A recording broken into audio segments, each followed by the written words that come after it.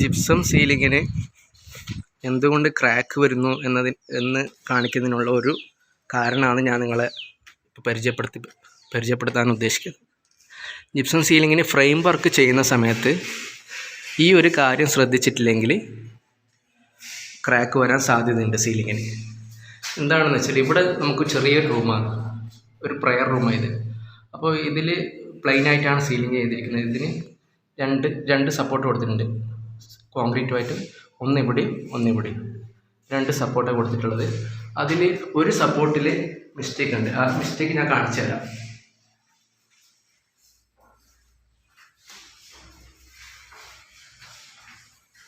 കണ്ടോ, അവിടെ ബോൾട്ട് കണ്ടോ, ആ ബോൾട്ടിന് ടച്ച് ആയിട്ടാണ് ഈ സപ്പോർട്ടിങ് ആംഗിൾ, ഈ സ്ക്രൂ ചെയ്തിരിക്കുന്ന സപ്പോർട്ടിങ് ആംഗിൾ ആ ബോൾട്ടിന് ടച്ച് ആയിട്ടാണ് മടങ്ങേണ്ടത്. പക്ഷേ അവിടുന്ന് ഏകദേശം ഒരു 3/4 ഇഞ്ചോളം ദൂരെ പോയിട്ടാണ് എല്ലാ സപ്പോർട്ടിങ് ആംഗിളും മടക്കിയിരിക്കുന്നത്. ഇതുകൊണ്ട് എന്താ സംഭവിക്കുന്നത് വെച്ചാൽ, ജിപ്സം ബോർഡ് ഫിറ്റ് ചെയ്യുന്ന സമയത്ത് വെയിറ്റ് കാരണം സീലിംഗ് കുറച്ച് താഴോട്ടേക്ക് ഇരിക്കാൻ സാധ്യതയുണ്ട്. അപ്പോൾ ക്രാക്ക് വരും.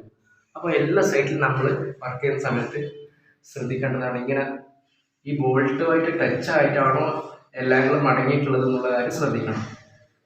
ഓക്കെ.